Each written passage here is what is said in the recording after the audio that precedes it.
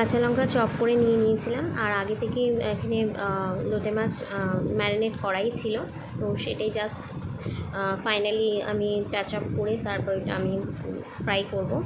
তো এখানে একসাথে ফ্রাই মানে ভালো করে এটা ম্যারিনেট করে রাখার পর সামান্য একটু ওপর থেকে বেসন আর কর্নফ্লাওয়ার দিয়ে নিয়েছিলাম, আর আদা, রসুন, কাঁচা লঙ্কা, সামান্য একটু জিরে গুঁড়ো এটা দেওয়া হয়েছিল, এই আর কি। তো ভালো করে এটা আপনাকে মাখিয়ে নিতে হবে যাতে খুব সুন্দর কোটিংটা হয়, আর খুব বেশি মোটাও হবে না আর খুব বেশি পাতলাও হবে না, কোটিংটা একটু মিডিয়াম রাখতে হবে যাতে ফ্রাই করার সময় গায়ে লেগে থাকে। আর তারপরে এখানে দেখতেই পাচ্ছেন ওয়েদারটা এত ভালো লাগছে, আর সামনেই একটা কাঁঠাল গাছ আমাদের জানলা থেকে সব দেখাই যায়, আর খুব সুন্দর একটা ভিউ আমার রান্নাঘরের সামনে একদম ওপেন রাস্তার উপর, যার জন্য আমার বেশি ভালো লাগছিল। আর তারপরেই কড়াতে তেল দিয়ে নিয়েছিলাম, আর এই কড়াটা দেখে হয়তো মনে হচ্ছে খুব বড়, তবে একদমই না, একদম পুচকু একটা কড়া, এটা পুরী থেকে আনা হয়েছিল, তো সেইটাই আর কি আমাদের শুধু অনলি ফর ফ্রাই করার জন্যই। আর এখানে দিয়ে নিচ্ছিলাম, অবশ্যই আপনারা একটু সাবধানে ছাড়বেন আর কি মাছগুলো, কারণ যেহেতু একদমই হাতে মাখামাখি অবস্থা, তো যার জন্য আমি দিতে গিয়ে আমার হাতে মানে গরম তেলটা একটু ছাকা খেয়েছিলাম আর কি তেলটার জন্য। তো একটু সাবধানে, আমার মতো একদম পাগলামি করে অবশ্যই ভাজবেন না। আর তারপরে দেখতেই পাচ্ছেন এটা যেই ফ্রাই হয়ে আসবে তখনই আস্তে আস্তে একে একে উপরের দিকে মানে তেলের উপরের দিকে উঠে আসবে, তখনই বুঝতে পারবেন যে এটা ফ্রাই হয়ে গেছে। আর খুব অল্প সময়ের জন্য ফ্রাই করা হয়, খুবই সফট হয়ে মানে একদম ক্রাঞ্চি তো অবশ্যই হবে, কিন্তু ভেতরটা খুবই সফট থাকবে। আর তারপরে এটা আমার নিজস্ব একটা বানানো সস, বাড়িতে টমেটোর সসকে আমি ঠিক এইভাবে থাকলে আমি এইভাবেই তৈরি করি। সামান্য একটু নুন আর দুটো কাঁচা লঙ্কা নিয়ে ভালো করে ওটা ম্যাশ করে নিচ্ছিলাম, এটা ফ্লেভারটা আরও দ্বিগুণ হয়ে যায়, এই আর কি।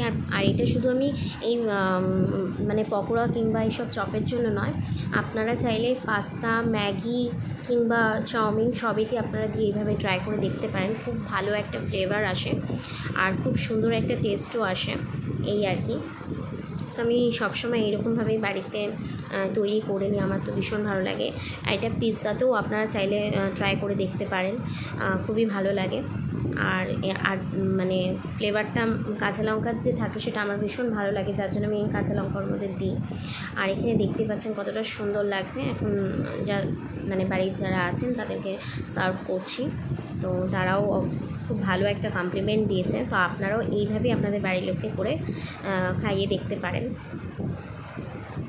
হ্যালো এভরিওয়ান, আশা করি আপনারা সকলে খুব ভালো আছেন আর আমিও ভালো আছি। আবার একটি নতুন ব্লগ নিয়ে চলে এলাম।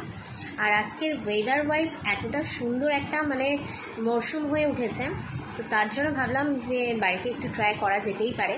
আর দেখতেই পেলেন কিভাবে আমি তৈরি করেছিলাম, আর সত্যি খুব টেস্ট হয়েছে। আপনারাও চাইলে এইভাবে বাড়িতে বানাতে পারেন।